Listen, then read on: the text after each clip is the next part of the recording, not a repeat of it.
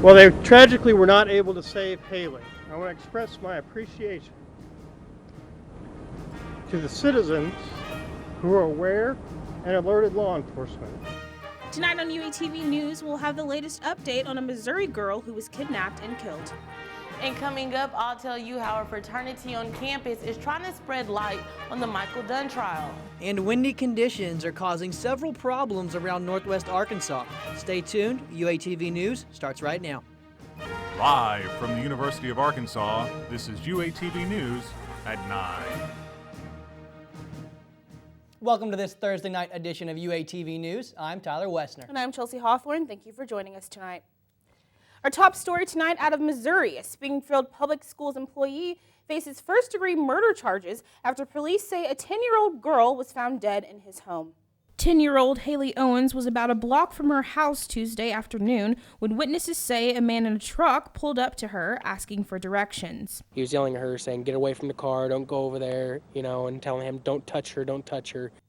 Hayley was pulled inside and the man in the truck sped away. Because neighbors were able to get the truck's license plate number, police in Springfield, Missouri say they were able to find their suspect, 45-year-old Craig Wood, an employee of Springfield Public Schools, just over 3 hours later. Police took Wood back to headquarters where they say he refused to talk about the missing girl and asked for an attorney. Officers searched his home, finding the body of a little girl with a gunshot wound to the head. Hayley's death and her kidnapping has affected many people in Springfield, from the neighbor who chased after Owens in his car, I tried my hardest to try to keep up with the guy to find out what he was doing, but I wasn't able to the principal of Hayley's elementary school. And our obligation as educators is to take care of those kids and do what's best for them. And even the prosecuting attorney. As a father of an 8-year-old and 11-year-old daughters, these are very hard facts to talk about. I'm just glad that he is captured and we'll be able to bring him to justice. School since 1998 and has since been suspended after being charged with first-degree murder. A Greenwood school teacher has resigned during an ongoing police investigation. The Greenwood police chief says a report was filed Wednesday against Gilberto Huerta, but he did not say if the complaint was filed by the district or a parent. According to school officials, Huerta has been a junior high Spanish teacher at the school for the past 4 years. The police chief and school superintendent say they cannot release any more information until the investigation is complete. Fraternity on campus is hoping to make students more aware of the Michael Dunn trial. Alpha Phi Alpha put on a program hoping to explain the case to those uninformed. UATV's Brittany Craig is live with more. The Michael Dunn trial has been all over the news. 17-year-old Jordan Davis was parked next to Dunn, blaring rap music. This created an argument, causing Dunn to open fire and kill Davis. Dunn was later convicted of 3 counts of attempted second-degree murder, but not first-degree murder like prosecutors hoped for. A fraternity has decided to inform students about the detail of the case with a program entitled, "Who is Jordan Davis?" Alpha Phi Alpha is a historically African-American fraternity with members who say they felt a personal connection to the victim because of the possible race-related issues. The program was intended to teach about the legal issues of the case, explaining how it was possible for Dunn to not be charged with first-degree murder and the similarities to the Trayvon Martin case and other cases. Even when the ruling was made, it was still somewhat a bit of ambiguity to what exactly was decided upon and why the ruling was made in certain favor for certain charges and then in a different manner for others. And although the Zimmerman trial and Dunn trial are similar in that neither of them were charged with killing an unarmed teenage black male, Zimmerman was actually acquitted of his charges, whereas Dunn was in charge because of a mistrial as a result of a hung jury. Reporting live, I'm Brittany Craig. Now, although the Stand Your Ground law was mentioned in this case,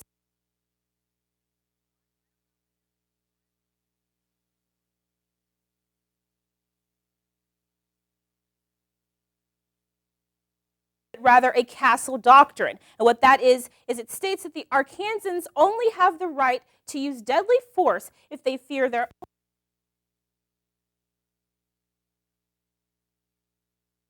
They know they can avoid the situation by retreating.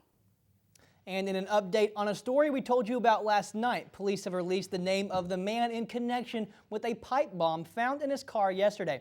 Seth Dalton Adams was arrested after police received a call saying he was waving a gun in the air. When police pulled him over, they found the gun and a pipe. And what started out as a warm, blustery day quickly turned cold and gray. That's right, Tyler. It's not often that we see temperatures warmer in the morning and then colder in the afternoon. So let's head out to weatherman Tevin Wooten with a look at why this happened.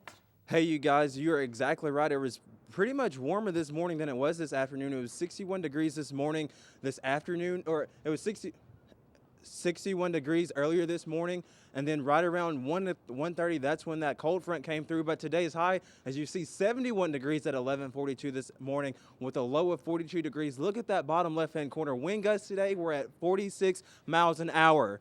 And then the current conditions right now, we've definitely cooled down for sure. 42 degrees is what it is. It feels like 37.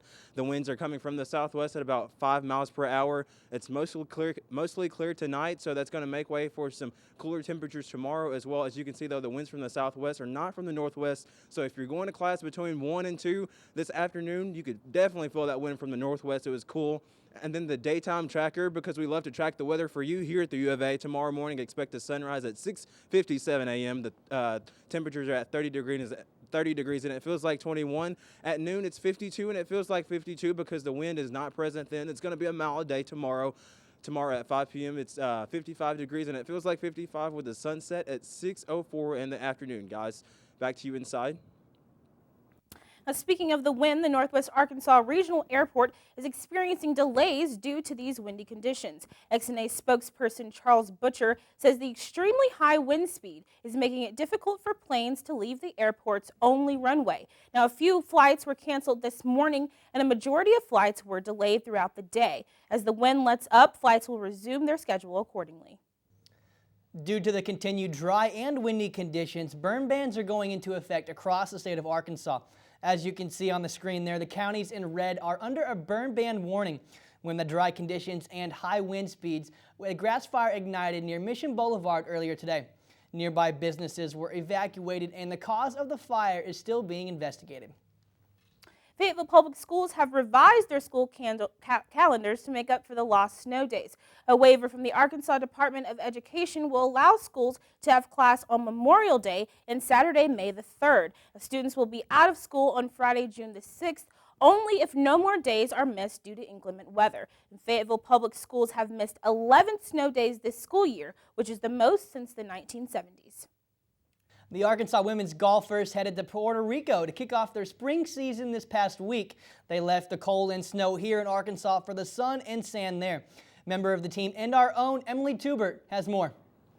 Thanks, guys. It was great to get out of the freezing weather and into some warmth. With the snow and cold here, it was kind of difficult to prepare for this event, and we were stuck practicing indoors for the weeks leading up to it. The Razorbacks spent a week competing in the tropical paradise of Puerto Rico. While golf was their main focus, so I think that's a perfect club there. Yeah. They also enjoyed the beauty of the island.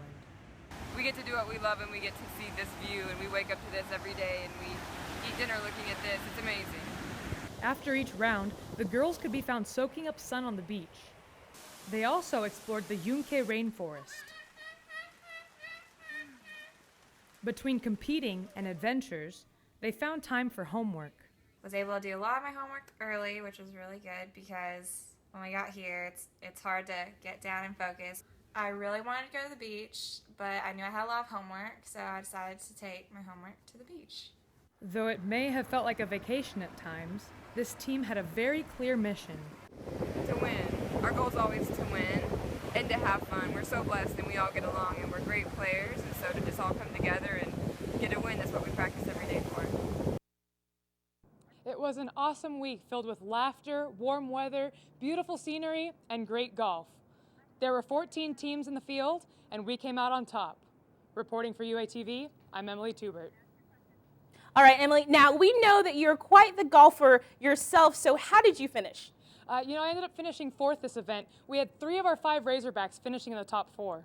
And how was the weather there? I know it has to be a nice change from all of the cold here in Fayetteville. Absolutely. The weather was fantastic. It was 80, 85 degrees every day. The sun was out, and we had a great time. All right, thanks, Emily. Good stuff. The team is currently ranked 5th in the nation and will leave for their next event March 5th. Coming up on UATV, I'll tell you how it might become easier for off-campus students to park closer to campus. And coming up, we'll have an Olympic update for you here on UATV. Keep it here. You're watching UATV on campus, Channel 22, or Cox Digital Cable, Channel 214.